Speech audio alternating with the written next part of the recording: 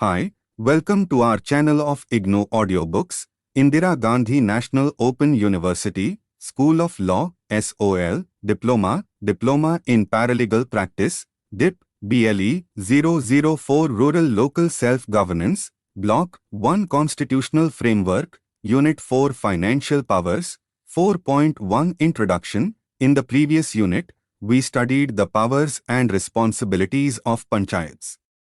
The constitutional mandate of devolution of powers to panchayats will be rendered ineffective without adequate financial resources being made available to these local self-governing institutions. The Constitution specifies sources of finances for panchayats, which includes conferring taxation powers on them, though fiscal decentralization has taken place in many states. Resource mobilization through tax collection by the panchayats is not up to the mark. In this context, it is necessary to evaluate the powers of panchayats in raising their own resources through taxes and levies.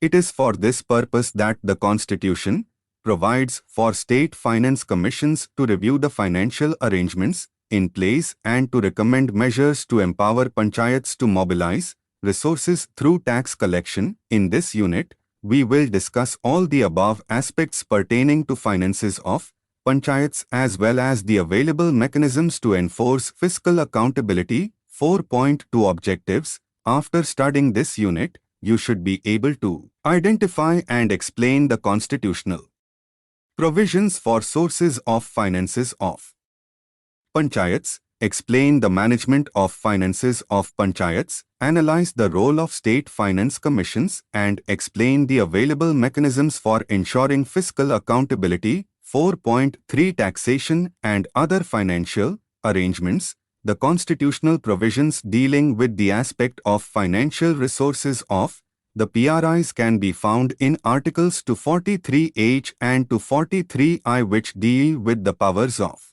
panchayats to impose taxes and the constitution of state finance commissions, respectively. Article 243H specifies three main sources of finances for the PRIs. It provides that state governments may, through the enactment of suitable legislation, a. authorize panchayats themselves to levy, collect and keep for use certain identified taxes, duties, tolls and fees, b. assign to the panchayats certain taxes, tolls, duties and fees, which are levied and collected by the state, but which are assigned to the panchayats for certain specific purposes, c. provide for grants in aid from the state's consolidated fund to the panchayats, the transfer of direct taxing powers in certain situations and the transfer of the monies collected by the state government as taxes, duties, tolls, and fees are both liable to be subject to conditions or limitations as imposed by the state. Almost all state governments have, under the powers vested in them by the 73rd Amendment, passed state acts to provide PRIs with revenue opportunities. Some of the typical sources of financial resources for PRIs are listed below. Revenue through taxes. There are three types of taxes available to panchayats. A. Own taxes, which are specifically levied and collected by the panchayat. B. Assigned taxes, which are levied and collected by the state government, but monies so collected are specifically earmarked for transfer to the panchayats. C. Shared taxes, where the monies collected are shared in a specified ratio between the state government and the panchayats. Some of the common taxes fees levied by panchayats include I. Street light and conservancy tax, 2. Water tax, 3. Drainage fee, 4. House structure and property tax. V. Agriculture lands crops tax, 6. Entertainment show tax, 7. Additional stamp duty or increase in surcharge on stamp duty, 8. Toll and user charges, 9. Octroi, kiss smiley tax on extraction and export of sand, stone and slates, 11. Land revenue, 12. Liquor cess. Not all panchayats, however, have the same powers of taxation. Under Article 243H, as state governments have the unrestrained power to decide which taxes to assign to PRIs, different states on the basis of their specific state economy have assigned different taxes to the PRIs in their states. Thus, for example, in 13 states, panchayats have the power to tax houses, structures and properties as an obligatory tax, while panchayats in many southern states have been devolved power to raise revenue through entertainment taxes, other sources of revenue. As discussed above, apart from taxes, PRIs have other sources of finance generation, which include a. Plan allocations, specific funds allocated to PRIs under state plans, b. Transfer of functions relevant to rural governance when shifted from the state bureaucracy to the PRIs result in ensuring that the funds dedicated to the particular scheme, program or office are transferred to the PRI concerned. c. Central funds dedicated to PRIs, central funds reserved for certain schemes which are to be implemented by the PRIs can be maintained in banks. For example, in the state of Karnataka, within the state treasury, separate panchayat fund accounts have been created to handle these funds. 4.4 Management of finances. In the above section, we have discussed the various sources of finances for the PRIs. Different states have devised different strategies and mechanisms for managing PRI funds, including audit of their accounts, and have provided for the same in their respective acts. We will use the examples of the states of Himachal Pradesh, West Bengal and Karnataka to discuss the management of finances of PRIs. Himachal Pradesh. In the state of Himachal Pradesh, accounts of Gram Panchayats are maintained by the Panchayat Secretary, who is assisted by the Panchayat Sahayak. The Panchayat Sahayak is in fact appointed on contract basis by the Gram Panchayat. In the case of Panchayat Samiti, accounts are maintained by the accountants, who are appointed by the state government. Accounts in respect of Jilla Parishads are maintained by the government officials of the office of DIPP Secretary.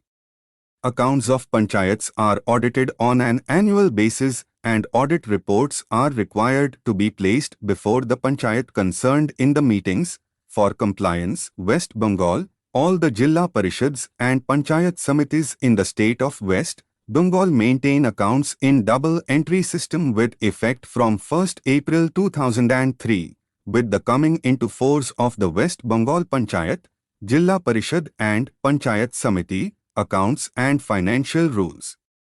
2003, the accounts of the Gram Panchayat are maintained in accordance with the West Bengal Panchayat, Gram Panchayat miscellaneous accounts and audit rules, 1990 and a software package, GPMAS, for management of fund has already been developed and introduced in 216 Gram Panchayats in 8 districts.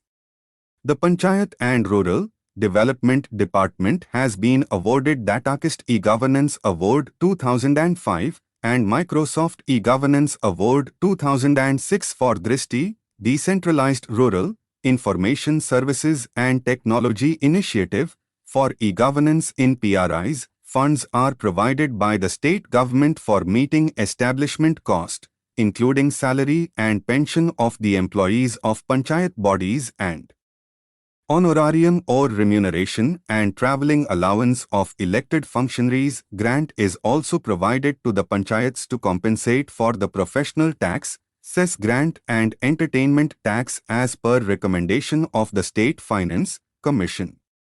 The state government also provides a share of the state revenue to the panchayats as untied fund. The other major source of fund available to the panchayats is those which are released by the central and the state government for implementation of various programs. Grant recommended by the Central Finance Commission as well as other incentive grants are released to the Panchayati Raj institutions in accordance with the formula laid down by the State Finance Commission. Grants received from the central government on the recommendations of Central Finance Commission are also devolved as untied fund to all tiers of Panchayati Raj institutions. The state government has provided for direct electronic transfer of funds to the PRIs for schemes like Indira Awas Yojana, Sampurna Gramin Rozgar Yojana to ensure speedy transfer of funds to PRIs after release of funds. The state has mandated that PRIs have to create saving bank accounts with the nearest SBI branch to be used as a transfer account. Funds in respect of centrally sponsored programs are kept in bank accounts of respective PRIs opened for that purpose, and funds released from the state budget are maintained in local fund account. In Treasuries, Sub-Treasuries, Karnataka, in the state of Karnataka, Panchayat accounts are maintained at the Gram Panchayat level by the Panchayat Secretary. In the case of the Jilla Panchayat, there is a Chief Accounts Officer on deputation from the State Accounts Department. He also takes the responsibility of maintenance of accounts of the Taluk Panchayat. The Panchayat members are required to disclose any pecuniary interest that they have in any matter coming up for consideration at the Panchayat meeting concerned. It is mandatory for Taluk and Jilla Panchayat members to declare their assets, and their membership will be terminated for filing false or incorrect declaration. As per the procedures mentioned in the State Act, Taluk and Jilla Panchayat members are required to maintain election expenses accounts, and failure to lodge them renders such members liable to disqualification. Further, at all levels of Panchayats, the proceedings of various meetings are required to be made public, along with full details of who voted for or against the various motions within 72 hours of holding such meetings. 4.5 State Finance Commissions. Article 243I provides for the constitution of a body called the State Finance Commission every 5 years to review the financial position of the Panchayati Raj institutions in the state. These SFCs are expected to review the finances of PRIs and to fix the volume of funds that should be devolved to the Panchayats at different levels so that they have adequate funds to effectively carry out their duties as institutions of local self-governance. The SFC will also suggest the criteria of allocation funds and formulate the methodology for devolution of finances. The Finance Commission is required to make recommendations to the Governor as to the principles which should govern distribution of tax proceeds between the state government agencies and PRIs, the determination of taxes, duties, tolls which may be assigned to the Panchayats, the grants in aid to be given to Panchayats in the state, the measures needed to improve the financial position of Panchayats in the state, any other matter referred to the Finance Commission by the Governor in the interests of sound finance of the Panchayats. The SFCs are seen as just another body that has only the powers to make recommendations and as having no other constructive and concrete effect on the issues affecting governance the state level.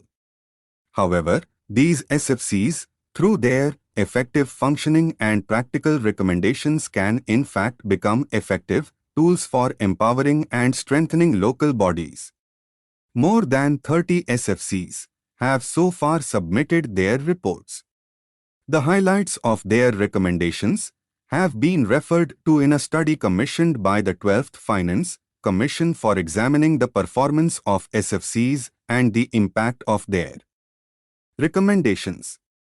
The conclusions of this report are as under: composition. The composition of SFCs in several states, it was found, is not in accordance with established norms.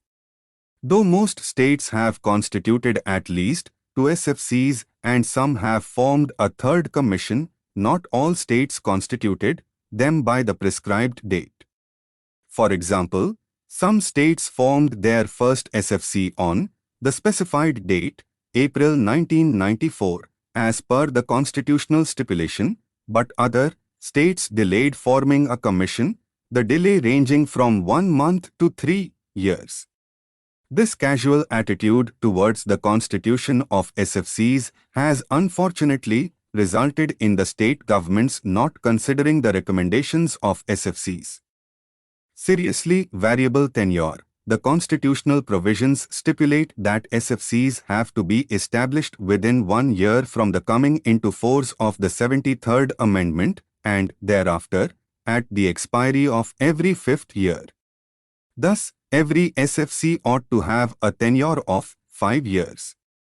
However, a considerable number of the SFCs are frequently reconstituted. The tenure of an individual SFC also differs in different states. For example, it may range from 3 months in the states of Goa and Manipur to 3 years in the states of Andhra Pradesh, Tamil Nadu and Pondicherry.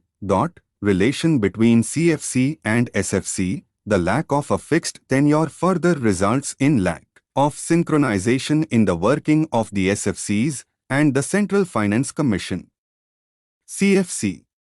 The CFC functions on a separate, fixed schedule, and the constitution of SFCs does not adhere to a corresponding timetable.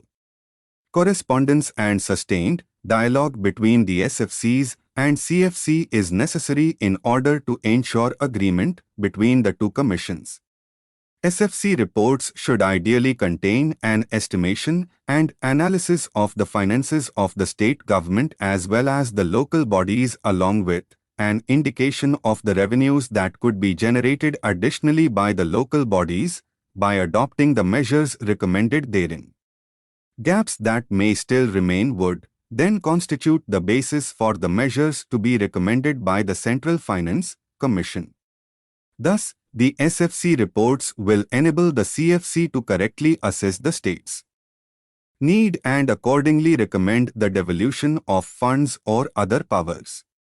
This understanding of the ground realities and the agreement between the SFC and the CFC is necessary to make the PRIs fully financially viable. As the periodicity of constitution of the CFC is predictable, the states should time the constitution of their SFCs accordingly. This will be in the interests of the effective functioning of the PRIs. Insufficient data due to the absence of exhaustive, systematic and up-to-date information on internal resource management of panchayats. SFC reports are only able to give general recommendations. Consequently, their recommendations are inadequate in solving the real problems faced at the grassroots levels and are not accorded high priority by states. Recommendations not binding. The recommendations of SFCs are not binding on state governments. Some states accept all recommendations, others adopt them after modifications, a few reject the recommendations completely, and a couple delay it as they are referred for further examination. Thus, there is no convention as in the case of the CFC, where the government normally accepts all the recommendations. Lack of political will to implement accepted recommendations. In those few situations where the states have accepted the recommendations, they have not always honored their financial commitments.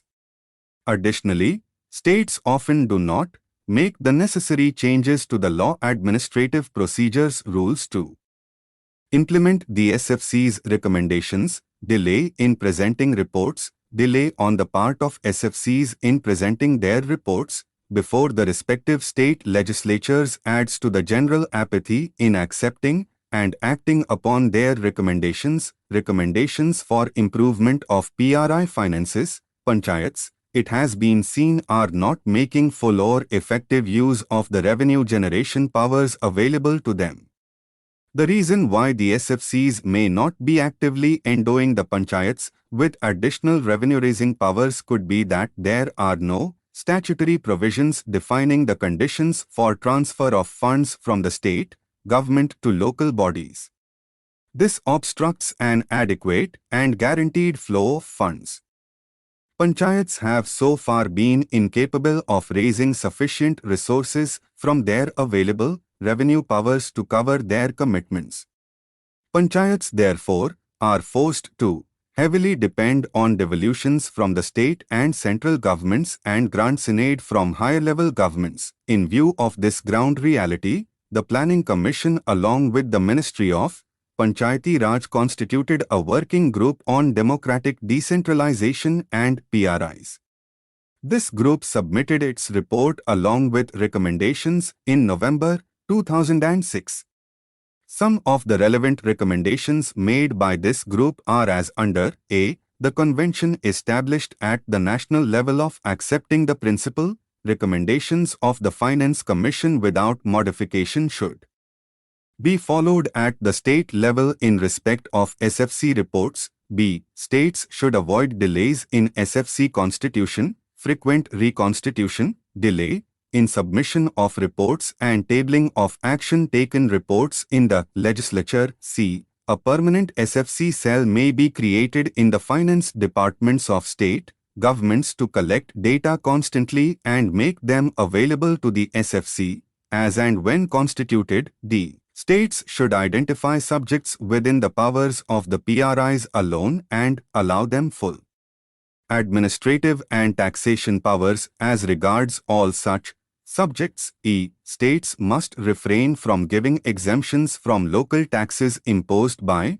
panchayats without consulting them. F. Incentives for taxation must be given to panchayats, if required, in novel ways, such as prize schemes and matching funds. G. Ensuring transfers to panchayats without delay or diversion through direct transfer of funds, thereby reducing the number of layers through which funds pass. While funds to district and intermediate panchayats may be transferred through treasuries, considering their small numbers, direct transfer of funds from state governments through bank or post office accounts to village panchayats are desirable for speed and efficiency. H. As local governments require functionaries to undertake transferred functions, one of the problems most frequently encountered is the absence of adequate staff to effectively perform all the functions assigned to PRIs. The formula for fiscal transfers should include the costs of adequate and, if necessary, additional staffing. 4.6 Audit of Panchayat Accounts. Article 243J provides for the auditing of Panchayat accounts. The article provides that state legislatures may make and decide upon such procedures for the maintenance and audit of accounts by panchayats. The purpose of making audit mandatory in the Constitution is one way of making panchayats accountable. There are, in certain cases, institutional mechanisms available for audit of accounts of panchayats in the states in the form of the local fund examiner who audits the accounts of panchayats. The reports of such audits are also required to be presented in the state legislature. The presentation of audit reports in the Gram Sabha along with the provision for reply thereon is a healthy procedure as it makes the panchayats accountable to the people through this mechanism. Pursuant to the recommendations of the 11th Finance Commission, the Ministry of Finance issued guidelines that the Controller and Accountant General (CAG) shall be responsible for exercising control and supervision over the proper maintenance of accounts of all the three tiers of Panchayati Raj institutions, PRIs. Standardized financial audit procedures will bring about a level of efficiency and professionalism in maintenance of accounts and other financial aspects of PRIs. A step in this direction is the formulation of formats for maintaining database. 20 states have entrusted technical and guidance supervision (TGS) over accounts and audit of PRIs to the CAG. As of now, 10 states have responded for adoption of the draft formats that were circulated and 7 states have initiated action to set up the infrastructure for collection, transmission and maintenance of the database. For the central level also draft database formats for PRIs have been made and sent to Ministry of Panchayati Raj, MoPR and National Institute of Rural Development, NIRD, for their views before the formats are finalized. West Bengal is one state which has completed the audit of all 3357 gram panchayats. 4.7 Social audit. The Gram Sabha is expected to play a vigilant role on PRIs. The institution of the Gram Sabha has been given watchdog powers and responsibilities under various state acts. A social audit is useful to understand the qualitative impact of the work undertaken by PRIs. Social audit can be defined as the process by which details of financial and non-financial resource used for different development initiatives by state agencies is shared with the citizens. This process involves gathering of information from various sources, organizing of beneficiary groups and scrutiny of the information. The RTI Act 2005 and its state equivalent statutes are meant to facilitate the watchdog functions of citizens, to demand information from state agencies, which may throw crucial light on the way public resources have been used. The Panchayats Extension to Scheduled Areas Act 1996 empowers the Gram Sabha to conduct social audits by vesting powers over minor forest produce, powers of expressing opinion of land acquisitions to be undertaken, certification of village works undertaken, etc. Case studies of non-formal audits involving panchayats, even though there are no formal policies to introduce social audit procedures. Within the panchayat systems, civil society organizations have carried out social audits in various states. The Mazdoor Kisan Shakti Sangathan (MKSS), under its program Hamara Paisa, Hamara Hisab, engages with officials in charge of government schemes and local politicians.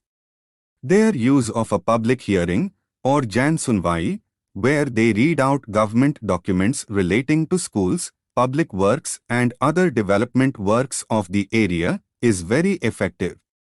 This creates more awareness amongst people about their right to information and the ways and methods of using information vis-a-vis government agencies. In Odisha, in October 2001, the Gram Sabha members of Jharnipalli Panchayat, Adapur block conducted a one-day social audit on development works being undertaken in the area with the participation of government officers, Citizens Action Aid India and NKSS.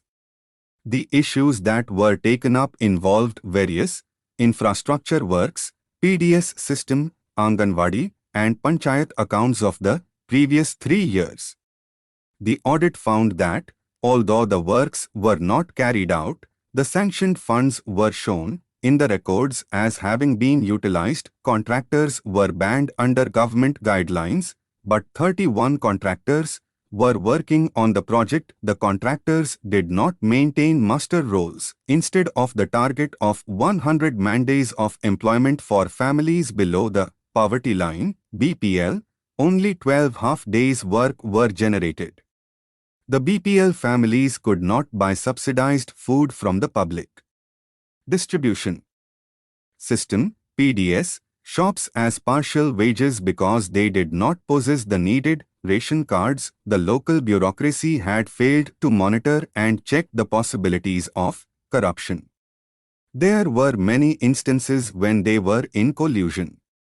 For instance, the junior engineer had certified many ghost works through his measurement books, with the BDO certifying them too. After the audit, people submitted a memorandum of demands asking for an inquiry committee to be set up by the district collector and various records to be made open to public scrutiny. Parivartan, an NGO in Delhi working on the realization of the right to information, has facilitated social audits relating to transparency in PDS systems.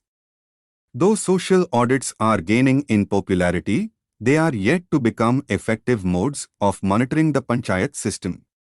A more widespread and regular practice of social audits at the Gram Sabha level will ensure greater transparency and accountability in service delivery under government schemes and imbibe greater efficiency in political, representatives and bureaucrats at all levels. To conclude, the financial viability of PRIs in a state depend on the efforts made by the particular state government in law and policy to empower these institutions to levy taxes and administer their own activities with autonomy.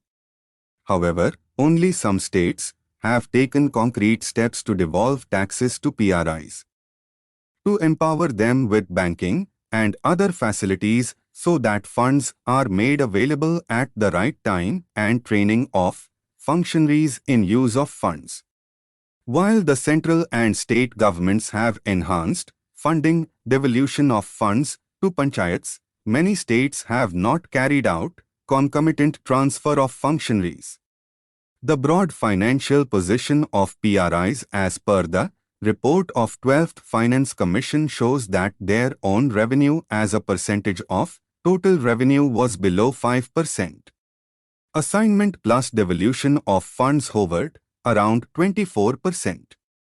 The grants in aid, which have been the major source of funds to PRIs, remained below 55% during the period considered by 12th Finance Commission. Thus, unless there is a sea change in the pattern of resources mobilization of the PRIs in the country, their effectiveness would be adversely affected. 4.8 Summary. Let us now sum up the important points discussed in this unit. We discussed the sources of finances for panchayats under the Constitution. These include powers to raise their own revenues by levying taxes, fees, etc., taxes assigned by the state government, and grants in aid. We also discussed the management of finances of panchayats, the financial